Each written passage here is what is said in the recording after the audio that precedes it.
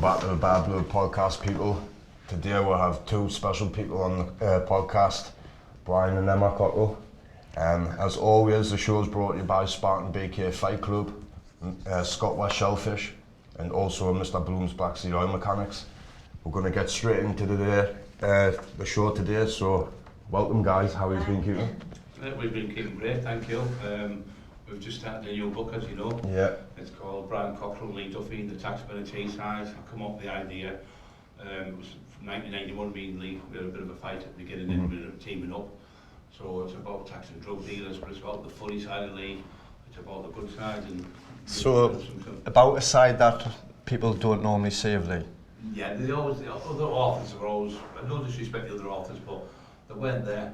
Yeah. One's Newcastle, one's from miles away from Lee. Wasn't about at the time, so you can't really, all you can go is on hearsay, so their books are on hearsay.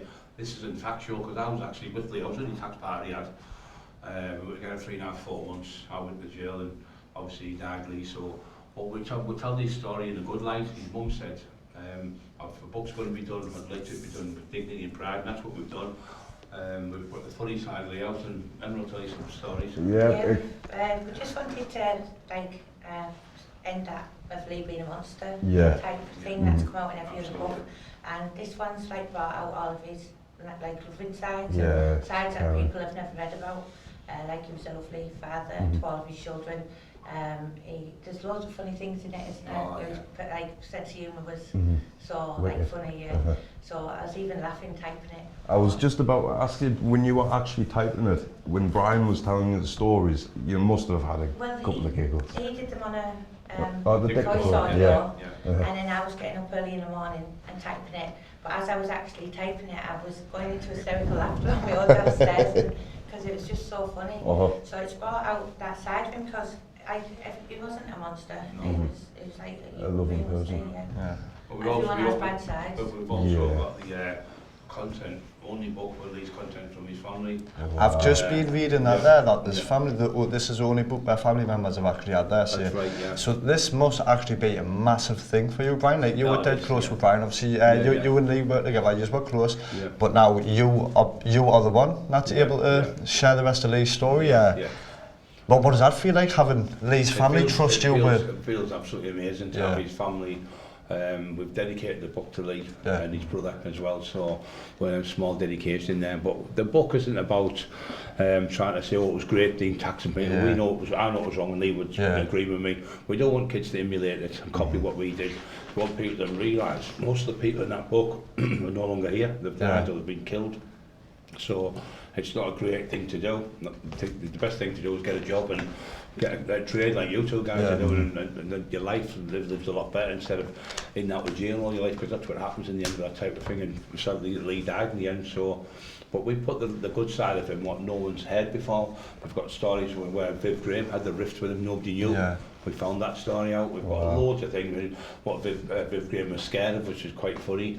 Loads and loads of stuff. But all the people, a lot of people in South Banksy, unless you're in late 50s, late 40s, early 50s, you can't give an opinion really, because you're only getting hearsay. So all the people we spoke to are people who lived next to Lee, a couple of doors away over the road from him, things like that. So we've got them people from South Banksy to verify the stories.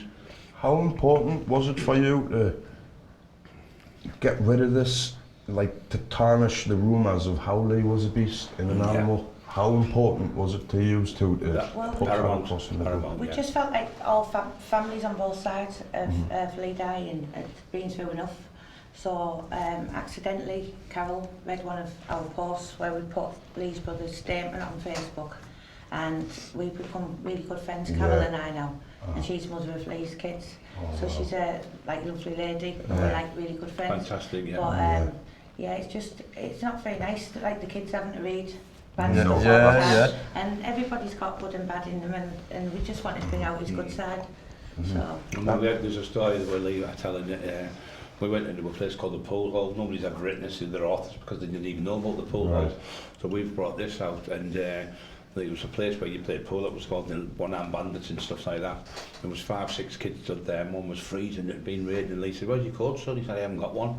So big as Lee was, took his coat off, give the kid his coat so he could go to school with a coat. That to the side of the league, you see. So he wasn't as bad as what people thought. Well, that's all people hear, and as soon as people hear the negative, that's all people will see. Yeah, you can do one bad thing, 100 good things, you know, always come back to the bad thing. One bad thing will always be remembered first. Yeah. So when the process of the book, how long did that take? Did you sit and do it formally? And because I'd never done a book. First of all, I started off writing it by pen. Yeah. Wow. And then I realised it had to be done with Word. But I tried to do it on my phone.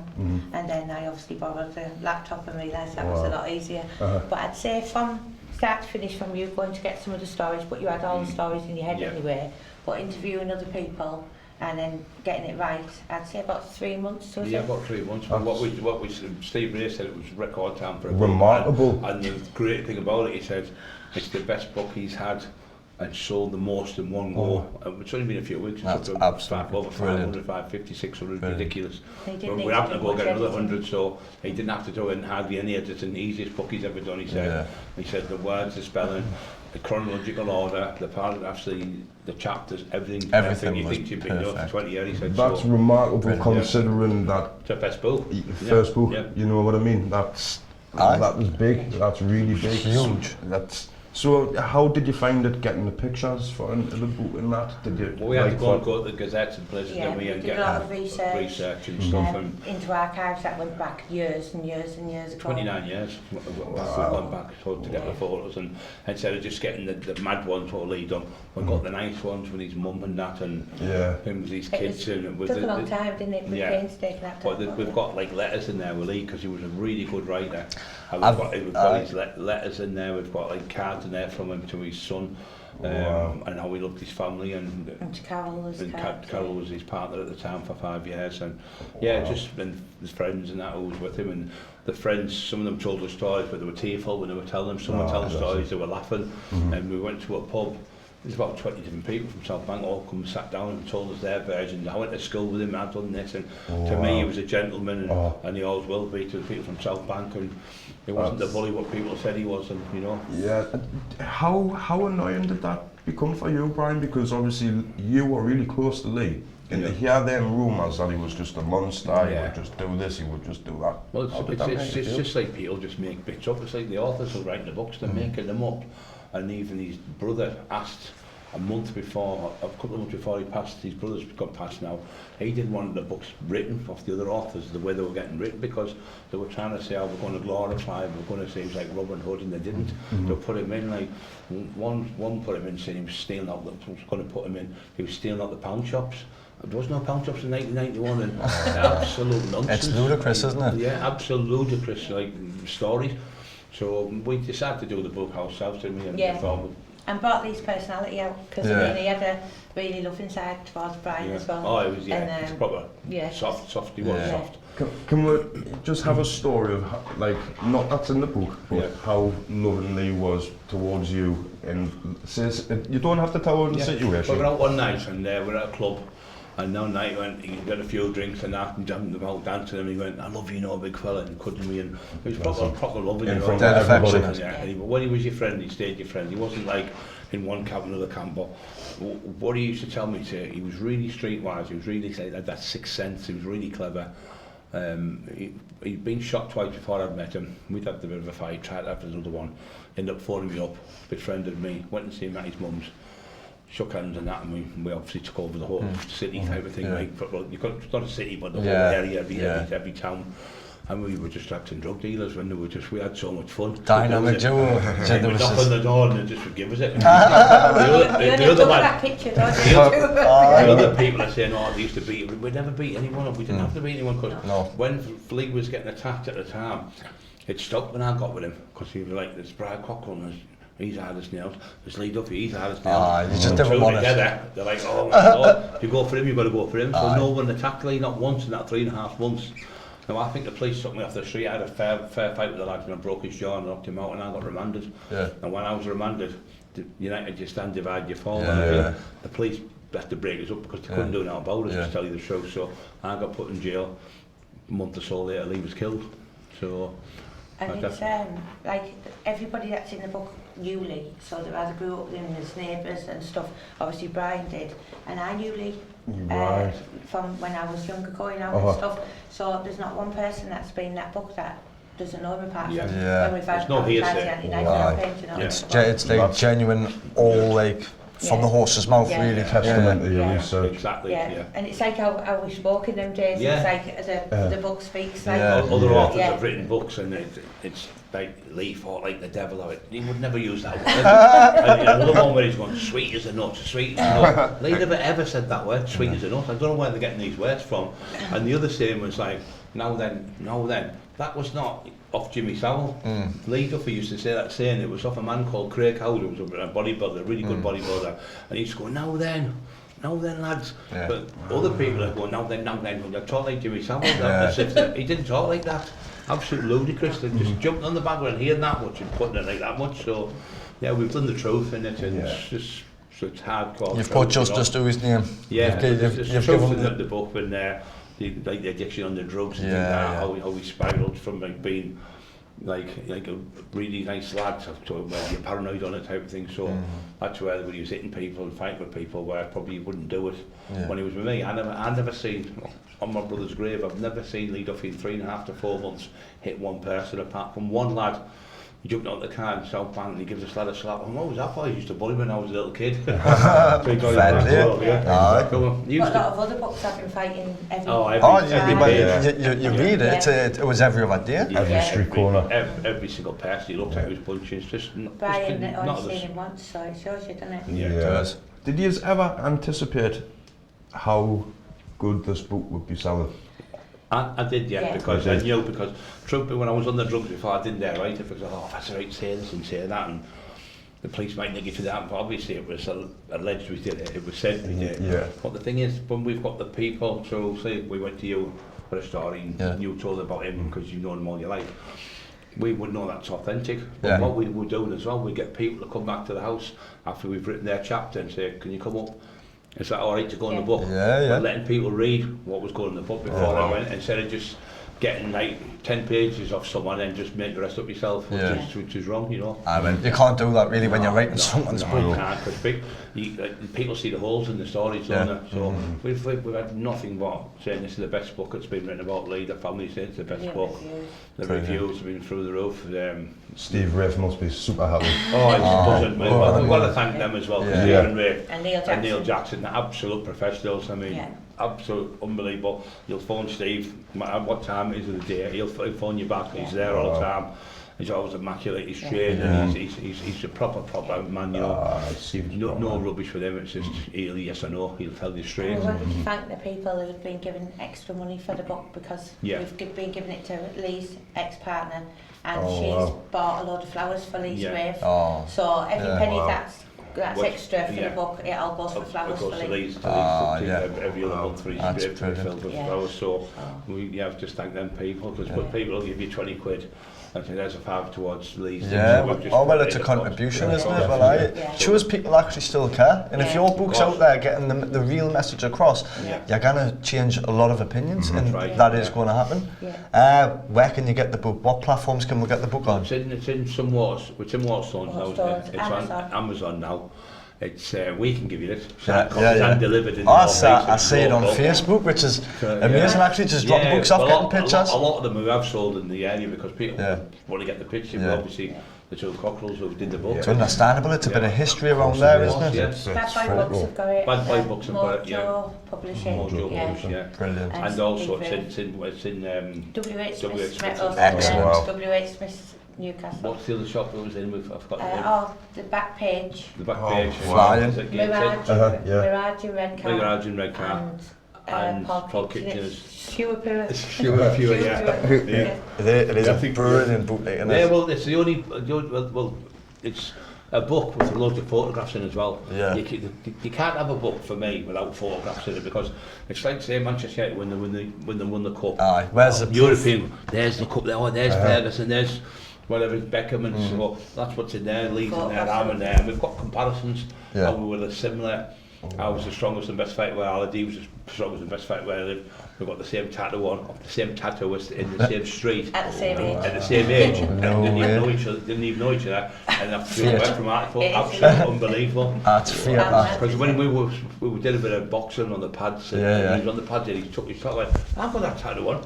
And I pulled my shirt, it was like the tattoo, the border race, the border race. Now, Lee's got he has the same one on his right arm, but you can see.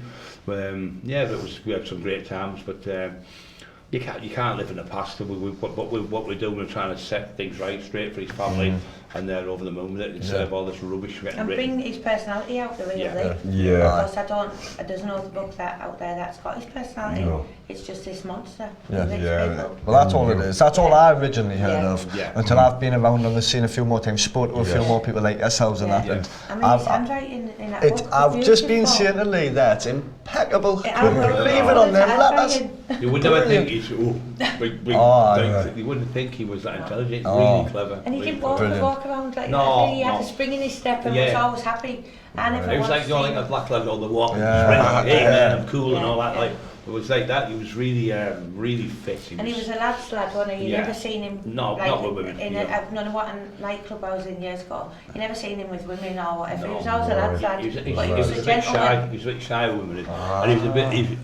He was a little bit like a young kid, you know what I mean? I remember going with a lad called Craig, and we went out for the day to go bodybuilding, and because I never turned up for Lee, he got something to throw a brick through my window. I went, who's done that? You know, there'll be Lee Duffy that. I went, why has he done that? He said, he'll be jealous. I went, jealous? He's 25-year-old. The next minute I went, what have you effing done that for? He went, got a bit jealous because you went up. So I'm going to spoke to his ex-partner, Carol, she went, that's exactly what he was like. Exactly, she said. He loved winding people up as well. He did, like a wind up. You go up. Bubbly character. Brian Cotter's outside, he wants to fight you. When the lad's going, he said, you're going to have to, you're going to have to. You'd end up bursting out laughing, wouldn't you? Yeah, I couldn't keep it going, but Lee was saying he wants to fight you, you've got to go outside. Funny. Right, well Brian, we've seen there's been a massive change in yourself over the years, obviously, from what you used to do when you were younger to what you are now. We see that you've got quite a successful YouTube channel coming on as well, mate. Yeah, it's coming on great. Do you want to speak more about that? Well, I've decided to do a YouTube channel to help people, so we're doing one called Tip of the Day, we call it. Yeah. It's all about the vitamins and minerals and what you need to take. People, creatine, gluten, protein, how to take it, when to take it, how to rest when you train, not overtrain, all these little tips. But what I've done, instead of doing like a big long-winded one, we've done like about 2 minutes, a minute, 2 minutes. Straight to the point. Oh, brilliant. And so it's just, we're getting close to 4,000 members now in 3 months, which is it's phenomenal. Fantastic. It is. We've got loads of people. We've had like, we spoke to people. Big Joe Egan wants to come on. We've got Billy Moore coming on, who's at the film in the box there.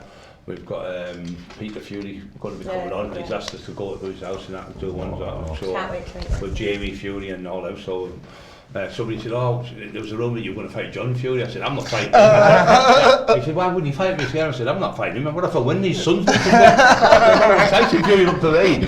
I said, I'm not yet. So, but people made these mad rumours up done there. You know, but, inundated by people from all over the country. People turning up from London, Australia. People are phoning, people are sending us messages from the Christchurch because we're both Christians. I got baptised.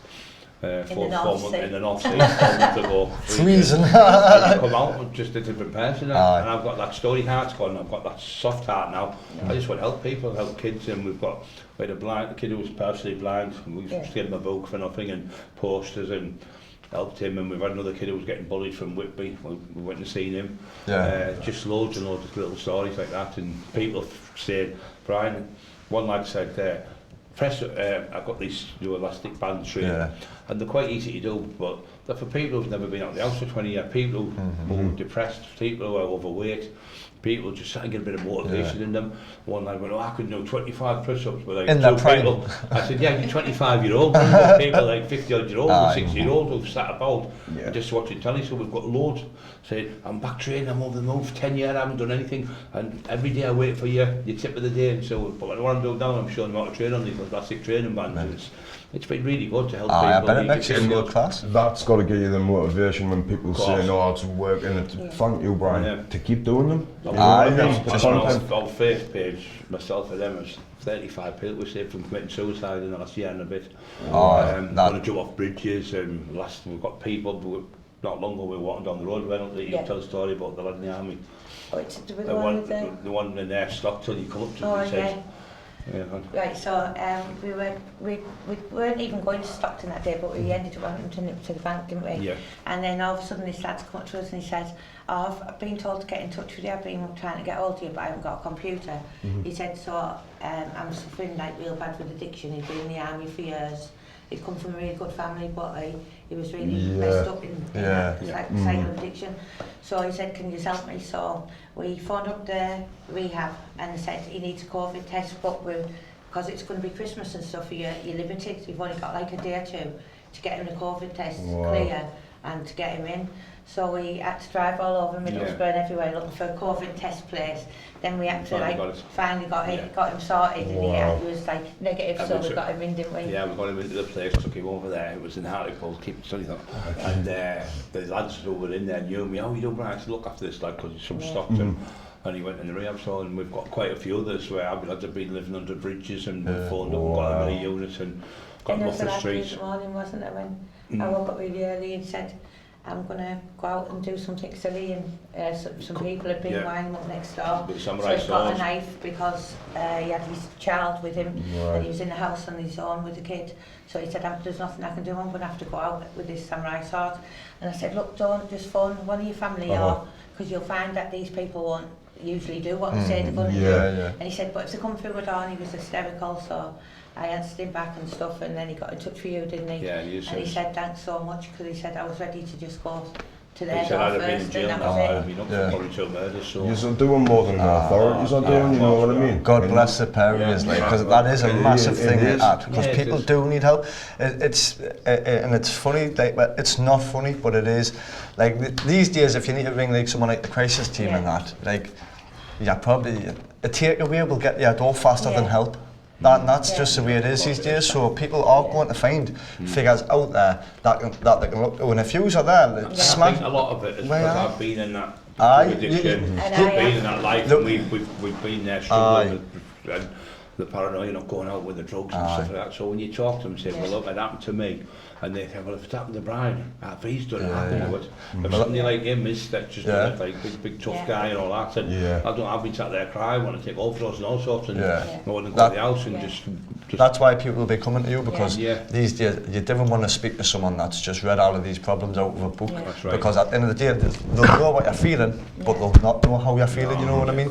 Like you've got to go through something to be able to pass advice on about it and smash that. I was years ago, about 5 years ago, I was selling drugs and taking drugs, and it like messed with anxiety. I'd been stabbed 3 times in a previous relationship and stuff, and my nerves were just shattered. And then one day I just prayed to God, can you help me? And I ended up going to this church and getting prayer, and I went home, flushed all the drugs down the toilet and never touched another one. And that was like 4.5 years ago. God, massive for that, well done. Congratulations. We have a lot to thank to Tony Grange, who's our church leader, Carl Valley and people like that who help us, and Man Yoko's with us today, who's helped us there. Takes us everywhere, he does all sorts for us, he's the lad who drives the boat, he's our backbone, the Cockerill team, he's in there, he's brilliant, good lad, and people like Little Basil Man and Aki, and we've got loads up there, Nick Owen, and Paul Kitchen, the perfect little team. Little John, and there's just that many people I could go on for every known. We're just surrounded by good people now. That's why it is positivity. Surround yourself with positivity. When you surround yourself with positive people, it's infectious. Of course it is. Springs off and bounces to that off the end. It does. It's like you're sitting there, you can feel the same off yours. But when you're like, this is happening to me and that's happening, do something about it, stop moaning and get off your back. Exactly. When I when I was working as a plumber, when I was an apprentice years ago, my boss said that, he told me, and I'll take this to the day I die, there's two types of people in this world. There's drains and there's radiators. Yeah. Drains will suck the life out of you, whereas radiators will radiate the energy around you. Yeah. It's down to you who you want to be with. Yeah. 100%. It's best to be a radiator, really, isn't it? Yeah, it is. Like Definitely. like Rocky in the movie where you said, if you hang around with yo-yos, you end up being a yo-yo. Exactly. Hang around with smart people, you end up being smart. So it's true. Exactly. So on the YouTube channel, Brian, you're doing podcasts and that. Yeah. Have you got any specific way you want your podcasts to go, or is it like any specific topics, or? Well, it's a bit. We're doing training because healthy body, healthy mind. Yeah. And you know yourself, you produce proper endorphins and serotonin and stuff. When you're sitting about doing nothing, you're just getting more depressed and more depressed. Telling people just little tricks like get out of bed in the morning, make your bed. That's off the beginning of the day. That's one of the main things. So your mindset's starting on the right track. Don't keep living in the past, because if you're living in the past, as soon as you get out of bed, you're going to be depressed again because you think of the bad memories of the past. But what you can do, if you think of the good memories of the past, that can make you better. But you keep thinking of the bad memories, you're going to always be ill.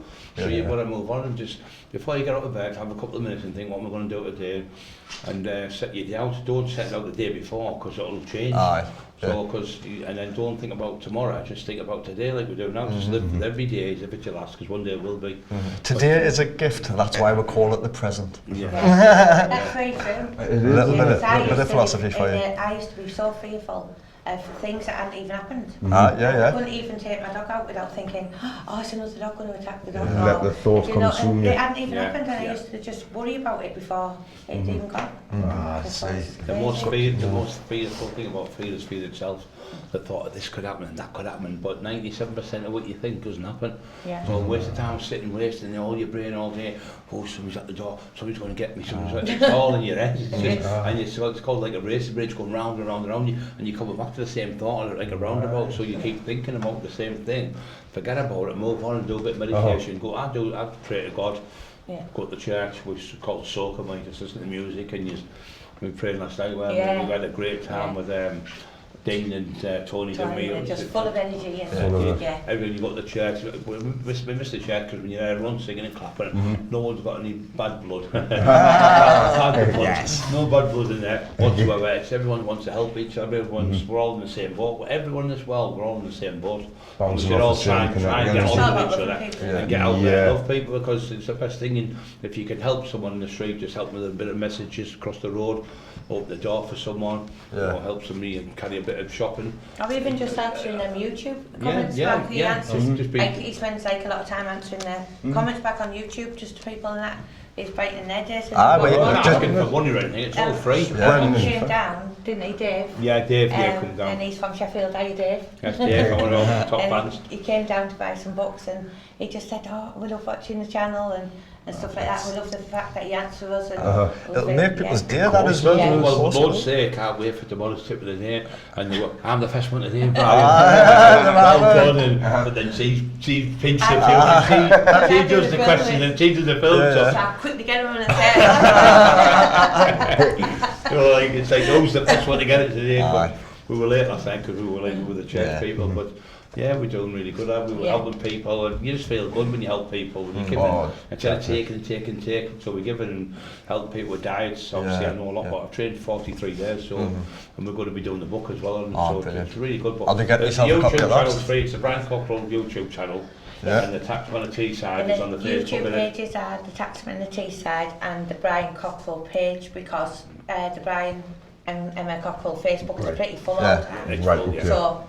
Yeah. That's where Are you on any other socials, Instagram or anything like that? Instagram, Brian Cockerill.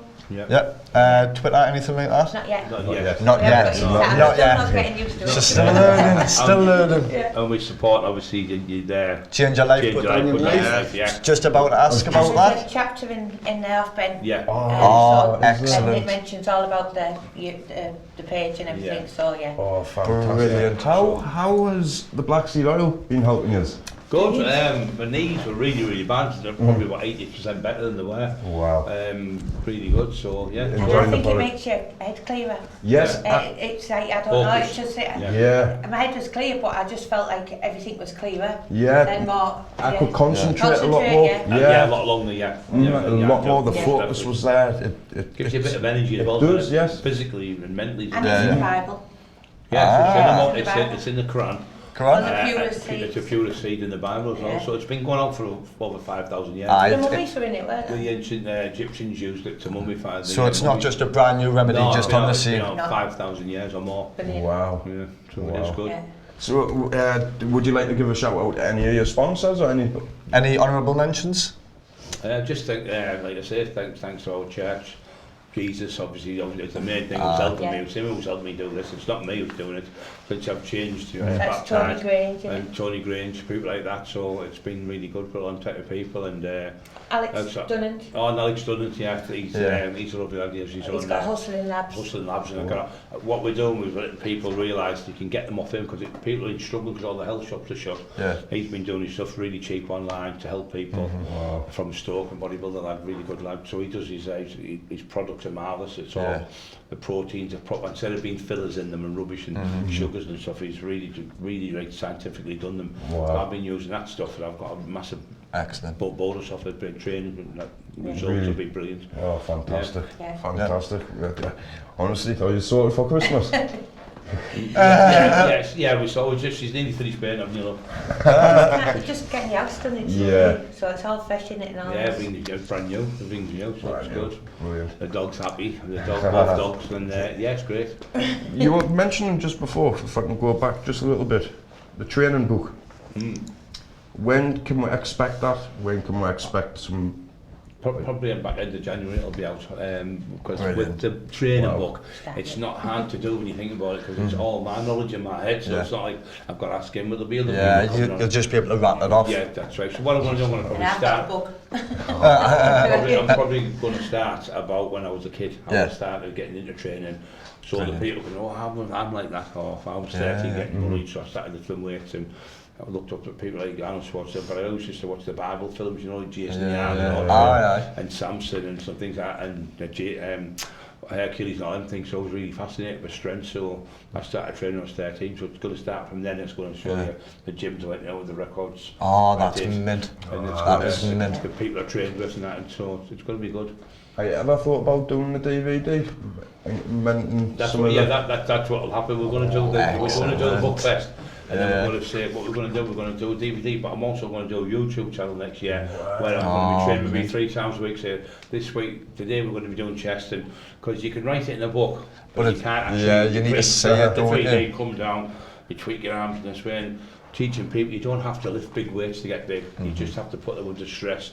You can have a 20-pound weight, make it like a 100-pound weight if you just take your time with it and slowly move your arms and tweak them. That way you don't get any injuries. When you're doing the powerlifting that I used to do, you always get injuries. So I would advise lifting big heavy weights unless you don't go proper form, because obviously you get a lot of injuries. So people are upset, I can bench this. And you want to bench, if you want to be a top bodybuilder and have a brilliant physique, aesthetic it's called, where you've got the little waist and the big shoulders.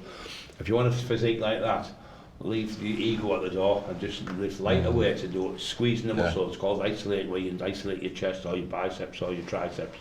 So you're only hitting that in one muscle. When you're throwing the weight up, you're not actually using your biceps, you're using your back and your legs and your shoulders. And momentum and everything. Yeah, of course, so it's just not really, you're not really training the muscle you ought to train, but you have to do that when you're powerlifting and world records and things like that, when you're the strongest men type of thing. But if you want to have a great physique, forget about the heavy weight, just do it properly, you know. It's called hypertrophy, where you're doing like 8 reps or more, that's building muscle. But when you're doing 6 reps or less, that's building strength. So it's a different thing altogether. It's a different. And you've got like your fast twitch fibres. Years ago, when I used to train heavy, they used to say, "Oh, you'll keep you slow, but it doesn't train on the weights, makes you faster." All these top champions, people like my friend Kevin Kilty's son Richard Kilty, he looked up to me and he was the fastest man in the world. He's from Teesside. He's 60-metre sprint. He broke the world record, and he won it 3 years in a row. And he's been in the Olympics. He's captain of the Great Britain team, and so he'll be in the book with us as well. He's doing a DVD. There's a picture of him in that book. So it's really top people. It's not just a book about myself. There's other people going to be other bodybuilders. Alex is going to be in it as well, so it's going to be good. So and Brian's knowledge is like immense. So second to none. That's why I love Brian. The knowledge that comes out of Brian is just like a fountain. 100%. So it's going to be easy to write because he knows everything. how you started? Yeah. Yeah. I had to get that one. I had to get that one. Loads of people are excited. I mean, I did one with Charlie Brunson years ago. It was called Salty Fitness, written by Stephen Richards, and he said it was the best book he ever written. It was for him because he sold 120,000 copies. So it's to 1.2 million. I mean, Charlie didn't get a penny, so he retired on that and went abroad. And that was before social media and stuff, so can you imagine? But this one we've done Taxman and Teesside is phenomenal. How many people are buying it? It's just the doors 8 o'clock in the morning, 12 o'clock at night. Last night people knocking with us.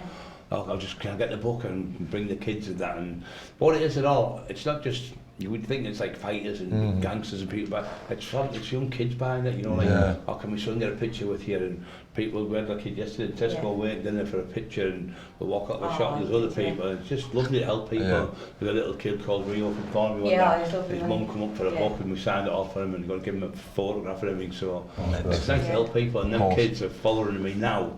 What I'm doing. They'll be looking at you now as a role model. Yeah, that's right. As in back then, it was all action. It was look at that. Now it's I want to be like him now. And it gives them hope, so there's no there's not violence and all that in it. So it's not playing on all that. So if kids are reading it, it's amazing because it's like telling you not to go down the change. And it's just full of hope. Everyone said it's just. Well, when you read, there's most of the people in the book aren't here no more. So you'll have to read it out to each other for that one. Because people say they can't put it down. Right, that's the thing with me. When I get into the book, it's done within 3-4 days of that. I've got to be in that. Got to be in it straight away. But can't wait to get into that. Then he told a friend and he said, Brian, I can't put this book down. I don't think he's going to work or anything. You can't put the book. He said, absolutely. He said, the thing is as well, you can feel that the characters come to life because you knew them. You were actually there with them because he's in his 60s now, Terry. And he said that you can feel like the energy. When you're reading it, you can feel what's happening. You can see the streets and the figures and the characters, the Duffy and you together. Because I remember you covered a car once in a Cosworth and you done this, and so he's reading it because he was actually there with us at the time. So it's good for them people. It must give you a crazy nostalgic feeling. It does, bringing all their memories back. I was about to say, reading the book, was there anything that like just, I totally forgot about that? Oh, loads. Well, we had last night, Mark the bailiff, they called me, come with his son, and he reminded me a few, so I forgot all that. When I went to get a car, you went to get a car off someone, and they couldn't get loads of like travelling type lads come out, and you're not effing getting it. He said, well, we'll fight you for it, and all that was saying. He went, look, I'm a bailiff, you need to, because they hadn't paid the car. He said, well, I'll bring one person, you bring who you want. So he said, we'll fight you for it. So coming back round, went, we'll get the car. Where's the car? Got the car, brought it back, put it back on the wagon for him to take it away. So that was it. There was 20 of them stood there and said, Frank, we'll have to get the car. And there's some funny stories like that, you know, but well, I genuinely can't wait to have a read of it myself. I'll be leaving a review and everything. I do? When Steve did it, I thought, I look like the bogeyman or something. I tell you what, you wouldn't want them two coming knocking on the door. You'd see out of each eye, half him and half him, wouldn't you? To the panic. I would like them knocking on my door. No. But like you say, images can be deceiving. Of course you can, nice dark front inside, on the outside, but on the inside it's what's on the inside, isn't it? Yeah, of course it is. And I can't read your book by a cover that said, But that's a belt and cover though, bro. Oh, it is, It's impacted, isn't it? Without a 3D, isn't it? It is. Brilliant. I think my grandma, God rest her soul, used to say, you only get what you pay for, so we've spent a lot more money making the book because of obviously the pictures and everything. So, but I think a lot of people are loving it because of the actual pictures of Lee and myself in there and the front cover. And it's exceptional, and I can't wait to get it. What we're going to do is the next one is I get out of jail. I was in jail when he was in, so it's like after the training, we're going to do another one, and it's me getting out. And what does he do? So people who don't know me, it's like I'm in my cell going, Lee's gone, no, what do I do? I'm on my own. And do I go out, or do I pack in, or do I do this? So I'm in there for a while and then I get out of jail. Because there were things we forgot about, like you said, like stories, and Matt when he came last night, he was saying all the stories, and we said, hey, we forgot about all that. So we've got all the... You could make a series, couldn't you?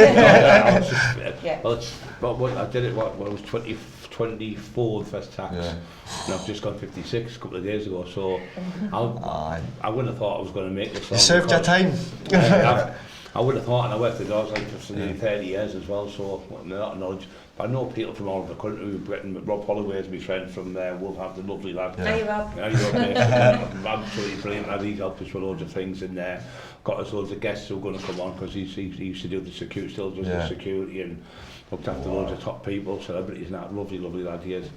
Excellent. Yeah, it's good because when you're meeting I'd rather have friends than meet enemies, you know. Yeah, 100%. 100%, definitely. Quick last one. Are you going to be having Seamus Devlin on in the future sometime? Yeah, we will. Yeah, in January it's organised. The lad, you Seamus, who we're going to go down and see him, and you're going to do one with him as well. Yeah, the co-broadcast. Yeah. I was speaking to him yesterday, lovely lad. Hope you're watching, mate. Aye. Big up Seamus Devlin, how are you doing, pal? Right, Seamus, mate. And you look forward to going down. He's spoke to you on the phone. I've got to Seamus. He was supposed to have the fight, wasn't he? But did it get cancelled or something? Was he supposed to be fighting the other week? He was meant to be fighting. It was on the pay-per-view show. But the ICB. The ICB. You can do it, you're going to win it and all that, so obviously he must have got cancelled or something. He was pretty down about it, but he was keeping upbeat, looking forward to it. So. And his brother's looking forward to meeting you, isn't he? Yeah, we can't wait. Was that so much exciting? Next year's going to be so exciting. I mean, it's been brilliant this year. It's going to be a big year. Being married to her is the most best achievement I've ever done. Oh, bless him, and Brian, that's meant that. Yeah, she's great to me, she does everything. I mean, everything she's great for. Knowing I'm down, or everyone gets down, don't we? You've just got someone to pull you back up, man. Exactly, that's it. Come on, you, out of bed. Come on. Exactly. You've known each other 30 years. That's it. It's a bond, man. Definitely an unbreakable bond.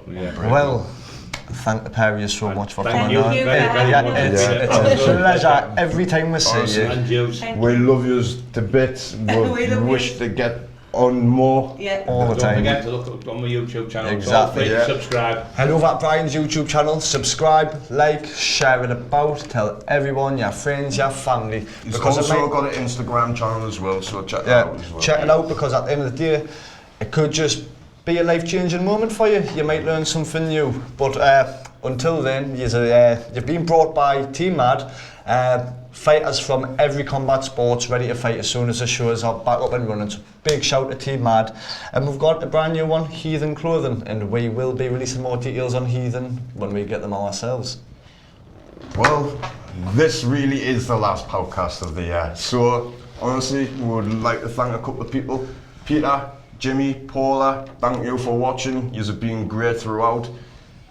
Honestly, if I've missed some of yous, my brain's terrible, but we really appreciate everything, viewers, everything, everybody who's been involved in posts or whether yous have commented, it's really appreciated. Starting this podcast in May, it was a bit of a journey, starting from a spare room, but we're going places, we're getting there, slowly but surely. We'd love to give a big thank you to Ferguson and Terry as well. Thank you guys, you have made our setup look so professional.